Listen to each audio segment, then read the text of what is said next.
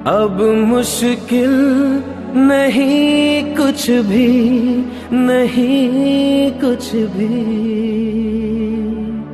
नमस्कार दोस्तों, कैसे हैं आप। मेरा नाम है आकाश सिंह सरस्वार और विवेकानंद एजुकेशन हब में आपका बहुत बहुत स्वागत है। हमने अपने पिछले वीडियो में केंद्र और प्रांतों के संबंधों के आधार पर जो लोकतंत्र के 3 प्रकार होते हैं उनमें से 2 प्रकारों की बात की थी। पहला था परिसंघात्मक और दूसरा था संघात्मक। आज के वीडियो में हम बात करेंगे तीसरे प्रकार की, जिसका नाम है एकात्मक शासन व्यवस्था या एकात्मक लोकतंत्र, जिसे अंग्रेजी में यूनिटरी सिस्टम भी कहा जा सकता है। तो दोस्तों, एकात्मक शासन व्यवस्था की कुछ महत्वपूर्ण विशेषताएं मैं यहाँ आपको बतलाने जा रहा हूँ। जब भी एकात्मक शासन व्यवस्था से क्वेश्चन आए तो आप इन्हीं सब विशेषताओं को लिखकर आ जाइएगा। तो चलिए स्टार्ट करते हैं। तो एकात्मक शासन व्यवस्था की सबसे महत्वपूर्ण विशेषता है सशक्त केंद्र, अर्थात इस व्यवस्था में शक्तियों का जो विभाजन होता है वो केंद्र के पक्ष में झुका होता है और अवशिष्ट शक्तियां भी केंद्र के पास होती है।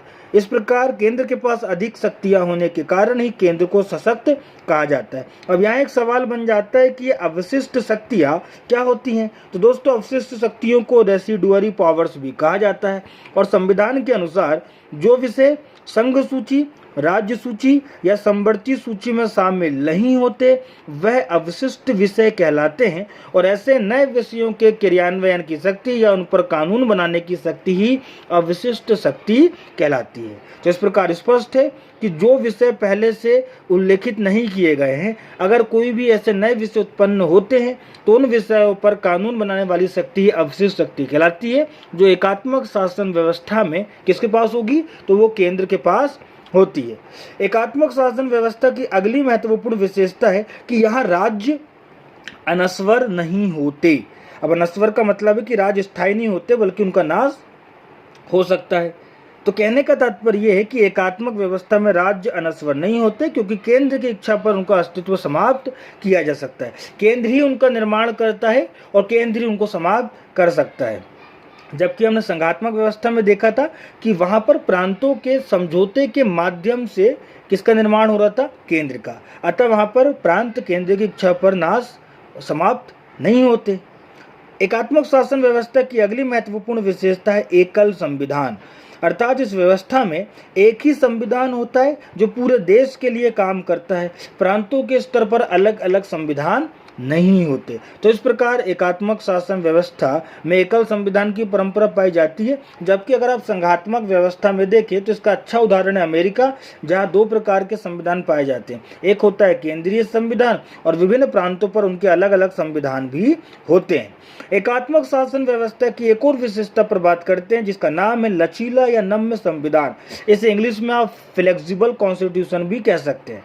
तो दोस्तों, हमने अपने पिछले वीडियो में समझा था कि संविधान कठोर और लचीला कब कब हो सकता है। तो वहां मैंने आप लोगों को बतलाया था कि जिस संविधान में संशोधन करना कठिन होता है वह संविधान कठोर संविधान कहलाता है और जिस संविधान में संशोधन करना आसान होता है वह संविधान लचीला या नम्य संविधान कहलाता है। तो वो बात यहाँ भी लागू होती है कि एकात्मक शासन व्यवस्था में संविधान लचीला होता है। इसका सिंपल सा मतलब ये है कि वहाँ संशोधन करना आसान होता है। अब आसान क्यों बनाया जाता है भाई, तो वह आसान इसलिए बनाया जाता है क्योंकि संविधान की वैसी भूमिका इस व्यवस्था में नहीं होती जैसे कि संघात्मक व्यवस्था में होती है। अर्थात यहाँ ना तो संविधान को संघ की रक्षा करना है और ना ही संविधान को प्रांतों की शक्तियों की रक्षा करना है। ठीक। अगली महत्वपूर्ण विशेषता है आपातकालीन उपबंध या इमरजेंसी प्रोविजंस। तो एकात्मक व्यवस्था में आपातकालीन उपबंध की व्यवस्था भी होती है ताकि देश में संकट होने पर सारी शक्ति केंद्र में निहित हो जाती है।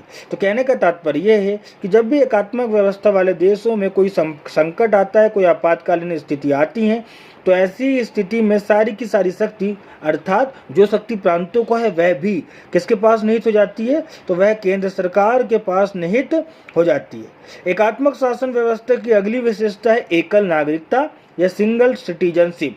दोस्तों याद रखिएगा, इस व्यवस्था में एकल नागरिकता पाई जाती है। इसका मतलब है कि केंद्र की अलग और प्रांतों की अलग नागरिकता नहीं होती बल्कि पूरे देश की एक ही नागरिकता होती है। अब इस एग्जाम्पल से देखते हैं। तो इसका एग्जाम्पल है ब्रिटेन, जहाँ पर एकल नागरिकता पाई जाती है। जबकि वहीं संघात्मक देश का आदर्श उदाहरण अमेरिका की बात करें तो वहाँ दोहरी नागरिकता पाई जाती है, एक होती है केंद्र की और दूसरी होती है प्रांतों की। एकात्मक शासन व्यवस्था की अगली विशेषता है राज्यपालों की नियुक्ति, अर्थात इस व्यवस्था में केंद्र के द्वारा प्रांतों को नियंत्रित करने के लिए प्रांतों में राज्यपाल की नियुक्ति की जाती है। तो इस प्रकार दो बातें क्लियर है कि राज्यों की नियुक्ति करता कौन है, तो वो करती है केंद्र सरकार, और दूसरा क्यों करती है, ताकि वो प्रांतों में को क्या कर सके, नियंत्रित कर सके। एकात्मक शासन व्यवस्था की अंतिम महत्वपूर्ण विशेषता बन जाती है राज्यों के विधेयक पर वीटो की शक्ति। तो दोस्तों याद रखिएगा, एकात्मक व्यवस्था में केंद्र के कार्यपालिका प्रमुख अर्थात राष्ट्रपति को यह शक्ति होती है कि वह राज्यों के विधेयकों पर वीटो शक्ति अर्थात निषेधात्मक शक्ति का इस्तेमाल कर सके। अब यहाँ एक सवाल आता है कि ये वीटो शक्ति क्या होती है। तो आपको पता है कि जो कार्यपालिका प्रमुख होता है उसको एक ऐसी शक्तियाँ प्राप्त होती हैं जिसका उपयोग कर वह विधायिका के द्वारा पारित विधेयकों को कानून बनने से रोक सकता है। तो यही शक्ति उनकी वीटो शक्ति कहलाती है, और ये चूंकि कानून का निर्माण होने से रोकती है इसलिए इसे निषेधात्मक शक्ति भी कहते हैं। अब राज्यों के विधेयकों पर केंद्र के कार्यपालिका प्रमुख को ये शक्ति इसलिए दी गई है ताकि केंद्र हमेशा मजबूत रहे और उसकी इच्छा के अकॉर्डिंग ही राज्य हमेशा कानून बनाए। तो दोस्तों ये था आज का टॉपिक। उम्मीद है आपको ये टॉपिक समझ में आया होगा। मिलते हैं अपने अगले वीडियो में नए विषय के साथ। Thank you very much.